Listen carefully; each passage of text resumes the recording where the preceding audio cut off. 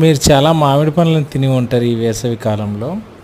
మీలో ఎంతమందికి తెలుసు మీరు తిన్న మ్యాంగో వెరైటీ ఏంటని? మీరు తిన్న వెరైటీ ఏంటో ఒక్కసారి పాజ్ చేసి కామెంట్ చేయండి. ఈ వీడియోలో మీరు చూస్తున్న వెరైటీ పేరు అల్ఫాన్సో. నేను ఇవి ముంబైలో ఏపీఎంసీ మార్కెట్లో కొన్నాను.